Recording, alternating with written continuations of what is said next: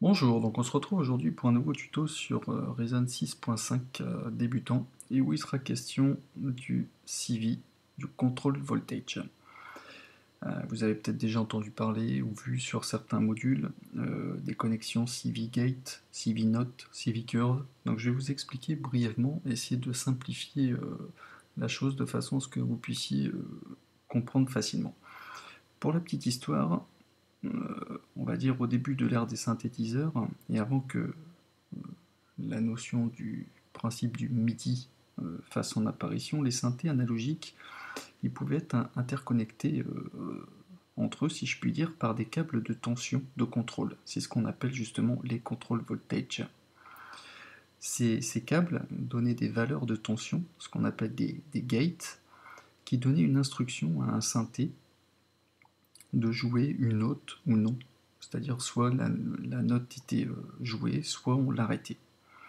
Donc les câbles, ici, servent à moduler en fait des valeurs de paramètres contenus dans un synthé, mais ils ne transportent pas d'audio.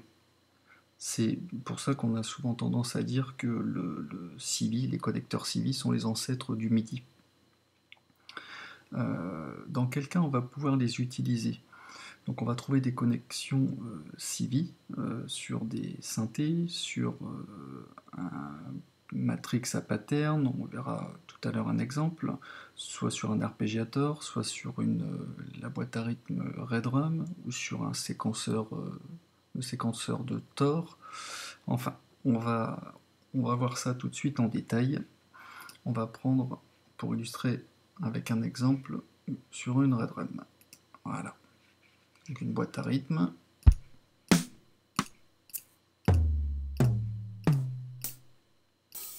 Voilà, X instruments. Avec Tab, on retourne. On voit qu'ici, on a des connecteurs qui sont plus petits que ceux-là. Les gros concernent l'audio et les petits concernent les CV. Alors, vous voyez qu'ici, j'ai une sortie. Là, j'ai une entrée et là, j'ai une hauteur. On va prendre un exemple simple pour vous donner une première définition, un premier exemple qui va être assez simple. On va sélectionner notre kick. Je vais le mettre sur comme ça. Voilà. J'ai une pattern qui tourne tranquillement. Ici, vous voyez que je sélectionne, j'ai rien de dessiné. Donc logiquement, si je fais run, il n'y a que celle-ci qui joue. Dans le principe, ce que je vais faire, c'est que je vais aller chercher par exemple un autre kick. Ici j'ai le quoi? Ici j'ai le H, donc là je vais prendre le M. Là j'en ai un plus sourd, je vais augmenter le volume. Je fais Tab et je vais aller prendre ici la sortie de celui-ci pour aller le mettre dans l'entrée de celui-ci. Donc j'ai bien une couleur vert-jaune, hein, donc je sais bien qu'il s'agit d'un câble CV. Donc je sors pour arriver, je sors du 1 pour aller dans l'entrée du 2. Et là, qu'est-ce qui va se passer? Quand je vais faire run, vous voyez que les deux jouent en même temps. Hop, pourtant là j'ai une pattern de dessiner, là j'ai rien. Et bien qu'est-ce qui se passe? Je lui dis, voilà, suis l'instruction, c'est-à-dire le 2 va suivre l'instruction du 1. Tout simplement, c'est un premier exemple qui est très facile à comprendre. Prenons, on va supprimer ça. On va prendre l'exemple maintenant d'un, on va prendre un instrument, un subtractor par exemple. Quand je fais tab, ici vous voyez que on a un gate, un CV, on a sur ce module-là plusieurs possibilités. Ici on a des modulations en entrée, CV, en sortie, et ici aussi en entrée. Qu'est-ce que je vais faire? Je vais par exemple créer un séquenceur à matrix qui va nous permettre justement, là quand on retourne, vous voyez qu'il se câble automatiquement le gate, le CV gate avec le CV gate, et le NOT avec le CV. Je vais les déconnecter pour l'instant. Alors pour information, je ne vous ai pas dit, c'est une connexion CV doit se faire, un output doit rentrer dans un input, et vice versa. Un input ne pourra jamais rentrer dans un input. D'accord? Un input peut rentrer dans un output, ou vice versa, mais jamais un output ne pourra pas rentrer dans un output, et un input ne pourra pas rentrer dans un input. D'accord? Alors, je reviens ici, j'ai mon séquenceur donc un matrix qui se connecte au niveau du gate. Alors on va dire le CV gate. Alors je vais rentrer dans le détail tout de suite justement pour expliquer ce qu'est le CV gate, le note CV et le curve CV.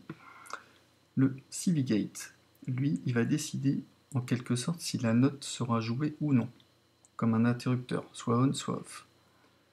Le CV note, lui, il va décider quelle note sera jouée.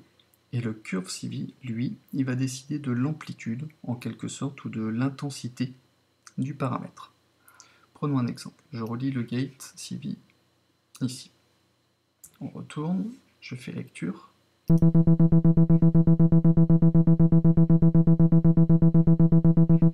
Hop, j'arrête. Vous voyez que c'est toujours joué sur la même note. Et ici, vous voyez que j'ai des témoins comme de vélocité. Et vous voyez que si je peux les augmenter ou les diminuer, à 0, la note, le signal sera sur off. Vous voyez que ici,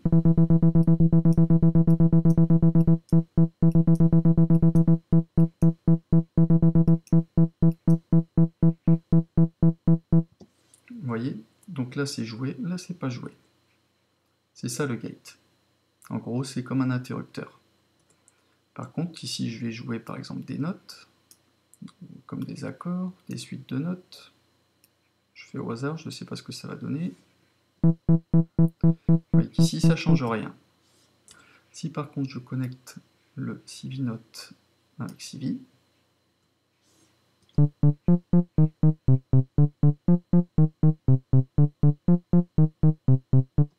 là ça suit les notes. Je peux faire d'ailleurs ça, n'importe comment.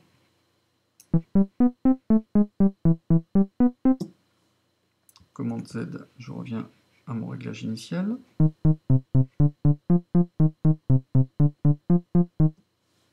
Je retourne. Je peux également prendre une courbe et aller affecter ici par exemple le filtre de résonance. Vous voyez que ici,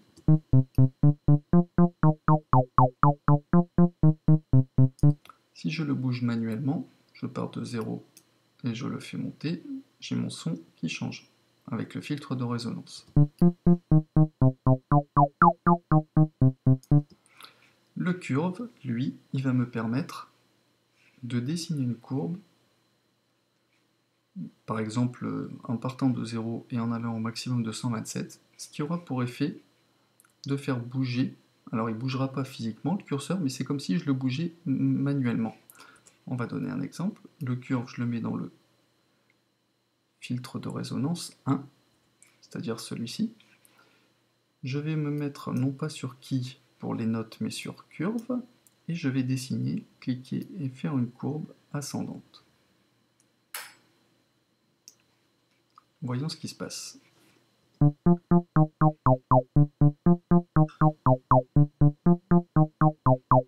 voyez, je pars de 0, je vais au maximum. C'est comme si je le faisais manuellement. Regardez, j'enlève le curve.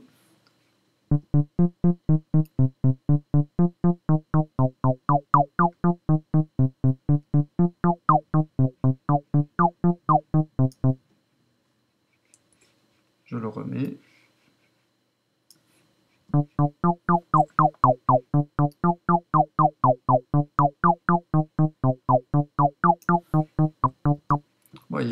principe, c'est que je vais dessiner une courbe de façon à moduler, à faire bouger tel ou tel paramètre.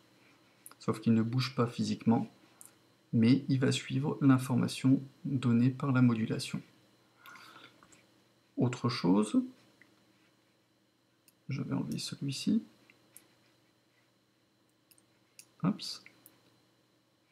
On peut avoir une modulation au sein d'un même module. Par exemple, je peux prendre le LFO, qui lui va aller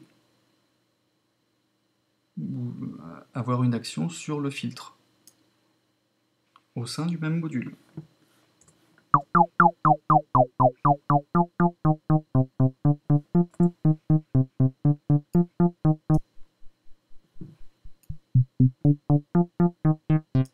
Alors ici, effectivement, vous verrez, bien souvent, au niveau des connecteurs, vous avez la possibilité dans le input de régler l'intensité aussi de la modulation. Vous pouvez le régler comme ceci.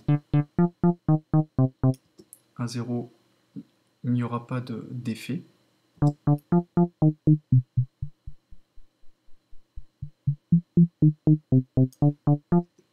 Et au maximum, il y aura un effet maximum. Autre chose, on a vu tout à l'heure, la curve, je l'ai mis sur la résonance.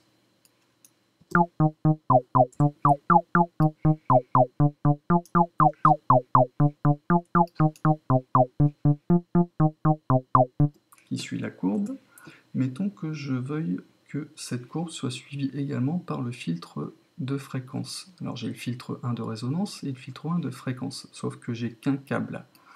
Alors on peut avoir recours à ce qu'on appelle le merger splitter. Alors vous faites F8, ou sinon vous allez chercher ici, afficher la fenêtre d'outils, vous allez dans utilitaire et vous allez créer un merger splitter CV.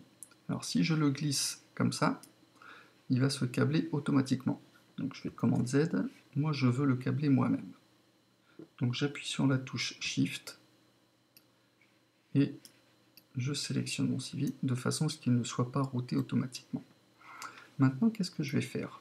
Alors, je vais vous donner aussi la description de ce splitter et merger. Splitter, ça veut dire diviser, merger, ça veut dire joindre. En gros, le merger, il va réunir plusieurs connecteurs en un seul, et le splitter, il va prendre un connecteur et le diviser en plusieurs. En l'occurrence, ma courbe, je veux qu'elle soit ici et qu'elle soit divisée, c'est-à-dire que cette courbe soit utilisée sur le filtre de résonance et également sur le filtre de fréquence. En l'occurrence, ce signal, cette courbe ici, sera utilisée sur le filtre 1 de résonance et sur le filtre 1 de fréquence.